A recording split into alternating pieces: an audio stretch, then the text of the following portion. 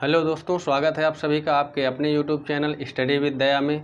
दोस्तों, आज हम पढ़ने वाले हैं भारतीय संविधान की विशेषता। क्या है हमारे संविधान की विशेषताएं, और यहाँ से बहुत सारे प्रश्न पूछे जाते हैं। तो आज हम वो सारे फैक्ट क्लियर करेंगे जो यहाँ से प्रश्न बनते हैं। और अगर आप यह टॉपिक पढ़ते हैं तो आपको आगे आने वाले जितने भी वीडियो होंगे उसमें एक समझ विकसित हो जाएगी किस तरह से हमें संविधान पढ़ना है और संविधान में क्या क्या रखा गया है और इसकी क्या विशेषताएं हैं। तो आइए आज हम स्टार्ट करते हैं भारतीय संविधान की विशेषताएं। इससे पहले कि अगर आपने वो वीडियो नहीं देखे हैं, मैंने 3 वीडियो भारतीय संविधान के अपलोड किए हैं, जिसमें कि 2 वीडियो भारत के संवैधानिक विकास के क्रम में हैं और एक वीडियो भारतीय संविधान सभा के बारे में। तो आप वो वीडियो ज़रूर देखें, तभी आपको आगे के वीडियो समझ में आएंगे कि किस तरह से भारत का संवैधानिक विकास हुआ, फिर संविधान सभा के द्वारा संविधान का निर्माण हुआ। तो आज हम पढ़ने वाले हैं भारतीय संविधान की विशेषताएं। चलिए शुरू करते हैं भारतीय संविधान की विशेषताएं, जिसमें सबसे पहला पॉइंट है कि यह सबसे लंबा और लिखित संविधान है। हमारे देश का जो संविधान है यह विश्व का सबसे लंबा और लिखित संविधान है। अब समझते हैं कि यह लिखित और अलिखित संविधान क्या होते हैं। बेसिकली लिखित संविधान आप सरल भाषा में ये समझिए कि जो लिख करके एक किताबी फॉर्म में, किताब के रूप में लिख करके रखे जाते हैं और फिर उसके द्वारा शासन किया जाता है। संविधान जो कानून लिखे जाते हैं एक किताब के फॉर्म में और उसमें सुरक्षित लिखे रहते हैं, उसे कहा जाता है लिखित संविधान। अलिखित संविधान, कुछ देशों के संविधान लिखे नहीं हैं और वहाँ पर कानून ऐसे ही लागू रहते हैं। जैसे कि ब्रिटेन है, वहाँ का संविधान अलिखित है। लिखित संविधान कई देशों में लागू हो, जिनमें कि जैसे कि अमेरिका है, भारत है। तो हमारे देश का जो संविधान है यह सबसे लंबा और लिखित संविधान है। यहाँ से कई बार प्रश्न पूछ दिया जाता है कि विश्व का सबसे लंबा और लिखित संविधान किस देश का है, तो भारत का, याद रखिएगा। दूसरी इसकी विशेषता है आंतरिक एवं बाह्य स्रोत। अब आंतरिक एवं बाह्य स्रोत से तात्पर्य है कि हमारे देश का जो संविधान है इसमें कुछ आंतरिक स्रोत भी लिया गया है और कुछ बाह्य स्रोत भी लिया गया है। आंतरिक स्रोत से तात्पर्य ये है कि जब भारत में ब्रिटिश शासन था उस समय कई सारे एक्ट अधिनियम लाए गए और उनमें से जो भारत शासन अधिनियम 1935 था उससे भारतीय संविधान में ज़्यादा स्रोत लिया गया है। तो यहाँ से भी कई बार प्रश्न पूछा जाता है कि भारतीय संविधान में सबसे ज़्यादा स्रोत कहाँ से लिया गया है, तो 1935 का भारत शासन अधिनियम। तो आंतरिक स्रोत से आप समझ गए होंगे कि जो ब्रिटिश शासन में एक्ट और अधिनियम लाए गए, जिसके मैंने पहले वीडियो भी अपलोड किए हैं, भारत का संवैधानिक विकास, उसमें बताया गया है कि किस तरह से हमारे संविधान का विकास हुआ। और बाह्य स्रोतों में जब हमारे देश का संविधान बन रहा था तो इस उद्देश्य से बन रहा था कि किसी भी जाति वर्ग के प्रति भेदभाव न हो और सबके प्रति संविधान यानी संविधान बराबर का विधान हो। तो कई देशों के संविधानों का विश्लेषण किया गया और उनमें से कई देशों से इसका स्रोत लिया गया है, जैसे कि कनाडा, ऑस्ट्रेलिया, अमेरिका, रसिया, यानी कई देशों से इस संविधान के स्रोत लिए गए हैं। तो बाह्य स्रोत से भी आप समझ गए होंगे। तो हमारे देश का जो संविधान है वह आंतरिक और बाह्य दोनों स्रोतों से इसको मिला करके बनाया गया है। तो याद रखिएगा, पहली विशेषता इसकी कि यह सबसे लंबा है और लिखित है। दूसरी इसकी विशेषता है कि यह आंतरिक स्रोत से भी मिल करके बना है और बाह्य स्रोत भी लिए गए हैं, यानी आंतरिक एवं बाह्य स्रोत दोनों से मिल करके हमारे देश का संविधान बन करके तैयार हुआ। और आप समझ सकते हैं कि जब हमारे देश का संविधान बना था तो उस समय इसमें 22 भाग थे, 395 अनुच्छेद थे और 8 अनुसूचियाँ थी। बाद में यह अनुसूचियाँ 4 और बढ़ीं और 12 अनुसूचियाँ हो गई। भाग और अनुच्छेद में भी ABC करके बढ़ाए गए, लेकिन अगर नंबर्स की बात करें तो ये आज भी 22 हैं और अनुच्छेद आज भी 395 हैं, लेकिन ABC करके इसमें भी बढ़ाए गए हैं। लेकिन अनुसूचियों की संख्या वर्तमान में 12 है।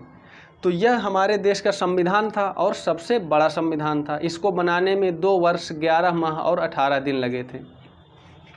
इसके बाद इसकी तीसरी जो विशेषता है नम्यता एवं अनम्यता का मिश्रण।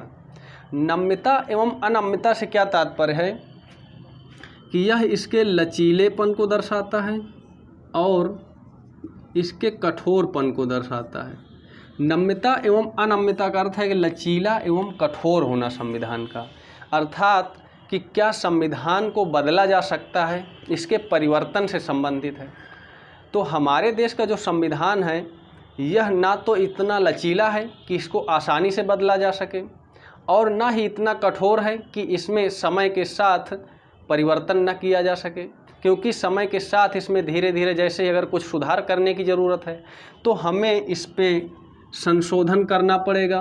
तो संविधान को ना तो इतना कठोर रूप दिया गया और ना ही इतना लचीलापन इसमें दिखाया गया। अब कैसे समझ सकते हैं, जैसे कि हमारे संविधान में कोई संशोधन करना होता है तो संसद के 2/3 सदस्यों के द्वारा संशोधन हो जाता है कई प्रावधान में, लेकिन कुछ प्रावधान ऐसे हैं कि जिसमें आधे से अधिक राज्यों के भी मत चाहिए होते हैं, यानी कि 2/3 सदस्यों का बहुमत चाहिए और आधे से अधिक राज्यों का भी मत चाहिए, तब वो प्रावधान बदले जाते हैं। तो ये इसके कठोर रूप को दर्शाता है कि संविधान में अगर प्रावधान है जो उनमें हमें परिवर्तन करना है, कुछ बदलना है, संशोधन करना है, तो कई प्रावधान ऐसे हैं कि 2/3 बहुमत से पारित हो जाते हैं लोकसभा और राज्यसभा के, तो ये इसके लचीलेपन को दर्शाता है। और कुछ प्रावधान ऐसे हैं कि 2/3 सदस्य तो चाहिए ही चाहिए, लेकिन आधे से अधिक राज्यों के भी मत चाहिए, तो ये इसके कठोरपन को दर्शाता है। तो इससे आप समझ सकते हैं कि हमारे देश का संविधान जो है वह ना तो इतना लचीला है और ना इतना कठोर है। तो इसकी जो तीसरी विशेषता है कि नम्यता एवं अनम्यता का मिश्रण है। तो ये जो तीन हैं ये संविधान के संरचनात्मक स्वरूप को दर्शाते हैं कि हमारे संविधान की जो संरचना है वो किस तरह है। जैसे कि पहली विशेषता में इसका कि सबसे लंबा होना और लिखित होना। दूसरी विशेषता में इसकी क्या है कि आंतरिक एवं बाह्य स्रोत होना। तीसरी विशेषता कि ना तो इतना लचीला है कि आसानी से बदल सके और ना ही इतना कठोर है कि कभी बदला ना जा सके। ये इसके संरचनात्मक स्वरूप को दर्शाता है। इसके बाद जो हम पढ़ेंगे ये इसके अंदर जो प्रावधान रखे गए हैं उसको दर्शाता है कि क्या विशेषता है जो हमारे संविधान में प्रावधान रखे गए हैं। तो अब हम चौथी इसकी विशेषता पढ़ते हैं, एकल नागरिकता। ये ब्रिटेन से ली गई है और एकल नागरिकता से क्या तात्पर्य है कि हमारे देश की जो संविधान रखा, हमारे देश का जो संविधान है उसमें जो प्रावधान रखा गया है एकल नागरिकता का, यानी कि एकहरी नागरिकता होगी। कई देशों में क्या है कि जैसे कि संयुक्त राज्य अमेरिका है, वहाँ पर केंद्र स्तर पर अलग नागरिकता है और राज्य स्तर पर अलग नागरिकता है, लेकिन हमारे देश में ऐसा नहीं है। हमारे देश में एकल नागरिकता है केंद्र स्तर पर, जो कि यह व्यवस्था ब्रिटेन से ली गई है। यह इसकी चौथी विशेषता है। इसके बाद ये नागरिकता को संविधान में चैप्टर 2 में रखा गया है, भाग 2 में नागरिकता को रखा गया है, जो कि अनुच्छेद 5 से अनुच्छेद 11 तक इसके बारे में बताया गया है। इसके बाद मौलिक अधिकार आता है। मौलिक अधिकार फंडामेंटल राइट्स, जो कि संविधान के भाग 3 में रखे गए हैं और यह आप पढ़ेंगे आगे जाके कि भाग 12 से लेकर के भाग 35 तक इसके बारे में दिया गया है। मूल अधिकार जो हैं हमारे संविधान में दिए गए हैं नागरिकों के बारे में कि कुछ उनको मूल अधिकार दिए गए हैं, जिनमें से पहले 7 थे, अब 6 बचे हैं। इसमें क्या दिया गया है कि किसी भी नागरिक को यह 6 मूल अधिकार प्राप्त हैं, जो कि आप आगे पढ़ेंगे।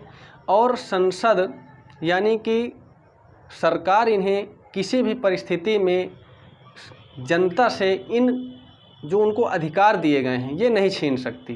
कुछ परिस्थितियों में इनको सीमित कर सकती है, जैसे कि आपातकाल वगैरह, ये आप आगे पढ़ेंगे।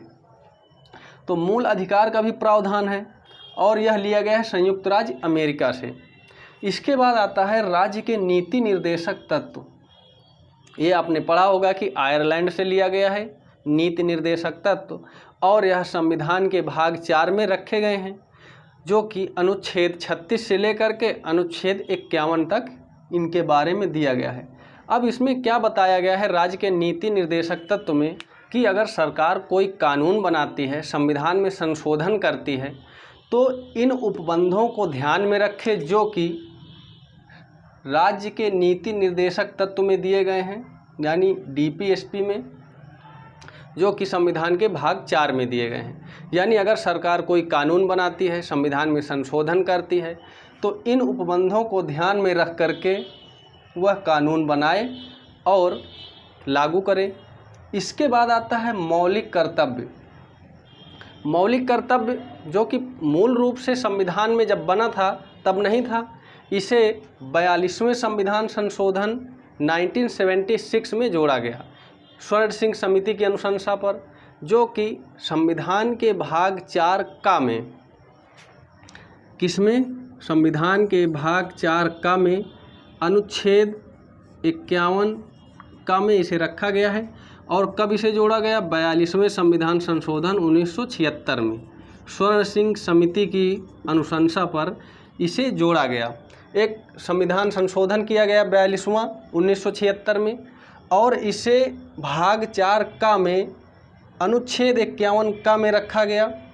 और यह किसकी अनुशंसा पर जोड़ा गया? तो स्वर्ण सिंह समिति की अनुशंसा पर। अब इसे लिया कहाँ से गया है? इसे रूस से लिया गया है, जिनकी संख्या कुल 11 है। तो मौलिक कर्तव्य कहाँ से लिया गया है? तो सोवियत संघ रूस से लिया गया है। इसकी संख्या जो है 11 है। और इसमें क्या बताया गया है कि देश के किसी भी नागरिक को इन कर्तव्यों का पालन करना चाहिए। इसके बाद आता है सार्वभौमिक मताधिकार। ये इसकी सबसे बड़ी विशेषता है। क्या होता है सार्वभौमिक मताधिकार? कि हमारे देश में किसी भी नागरिक को मत देने का अधिकार प्राप्त है, उसे एक मत मूल्य प्राप्त है, और लिंग जाति धर्म के आधार पर इसमें भेदभाव नहीं किया जाएगा, और अमीर गरीब कोई भी हो उसे एक मत का अधिकार प्राप्त है, यानी वह मत दे सकेगा। तो सार्वभौमिक मताधिकार जो कि इसकी सबसे बड़ी विशेषता है कि हमारे देश में सभी को एक मत मूल्य प्राप्त है, चाहे वो किसी भी वर्ग का हो, उसमें भेदभाव नहीं किया जाएगा। इसकी अगली विशेषता है स्वतंत्र निष्पक्ष न्यायपालिका। हमारे देश में एक न्यायपालिका होगी स्वतंत्र निष्पक्ष, जो कि संसद के अधीन नहीं होगी। वह निष्पक्ष रूप से कार्य करेगी, स्वतंत्र होगी, और वह विधायिका और कार्यपालिका को सजग करने का कार्य करेगी। यानी न्यायपालिका किसी के भी अधीन कार्य नहीं करेगी, वह स्वतंत्र रूप से निष्पक्ष रूप से कार्य करेगी, विधायिका और कार्यपालिका को सजग रखने का कार्य करेगी। इसके बाद आता है संसदीय शासन प्रणाली, जिसे ब्रिटेन के संविधान से लिया गया है। कि संसदीय शासन प्रणाली में बताया गया है कि संसद होगी और संसद विधि बनाएगी और उन विधि को लागू किया जाएगा और प्रशासन व्यवस्था चलाई जाएगी। यानी संसद द्वारा बनाए गए विधि के अनुसार शासन व्यवस्था संचालित होगी। इसके बाद इसकी अगली व्यवस्था है त्रिस्तरीय शासन। त्रिस्तरीय शासन भारत दुनिया का एकमात्र ऐसा देश है कि जहां पर त्रिस्तरीय शासन लागू है। विश्व में जितने भी देश हैं वहां पर क्या है कि केंद्र स्तर पर और राज्य स्तर पर दो तरह से शासन लागू है, केंद्र स्तर पर और राज्य स्तर पर। लेकिन वहीं भारत में 3 स्तर पर शासन लागू है। कौन कौन से? केंद्र स्तर पर, राज्य स्तर पर और स्थानीय स्वशासन। स्थानीय स्वशासन कब लागू किया गया?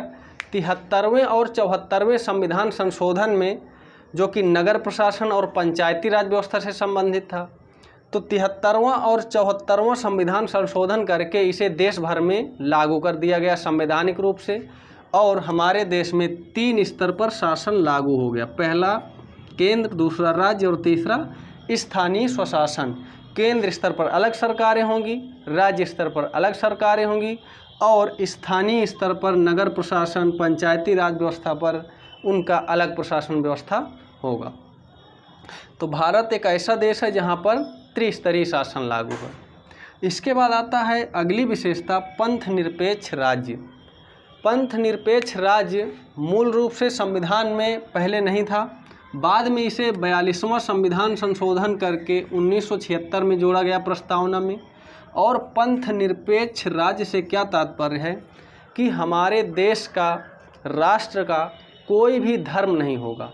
व्यक्ति का धर्म होगा लेकिन राष्ट्र का कोई भी धर्म नहीं होगा। धर्मनिरपेक्ष राज्य होगा। कई जगह पर धर्मनिरपेक्ष शब्द मिलता है और कई जगह पर पंथ निरपेक्ष शब्द मिलता है। तो धर्मनिरपेक्ष जो शब्द है यह बोलचाल की भाषा में यूज किया जाता है, लेकिन जो संविधान में लिखा हुआ शब्द है वह पंथ निरपेक्ष है। तो आप इस शब्द को याद रखिएगा। अगर कभी आपसे प्रश्न पूछा जाता है और वहाँ पर पंथ निरपेक्ष और धर्मनिरपेक्ष दोनों हैं तो आप इस पंथ निरपेक्ष को टिक करिएगा। लेकिन अगर ये नहीं है तब आप धर्मनिरपेक्ष को कर सकते हैं। संविधान में जो लिखा हुआ है वह पंथ निरपेक्ष लिखा हुआ है। तो आज की इस वीडियो में हमने देखा इसकी विशेषताओं के बारे में कि क्या क्या इसकी विशेषता रही हैं। अगले वीडियो में हम संविधान के जो स्रोत हैं, कहाँ कहाँ से लिए गए हैं, कौन कौन से देश से क्या प्रावधान लिया गया, इसके बारे में चर्चा करेंगे। धन्यवाद।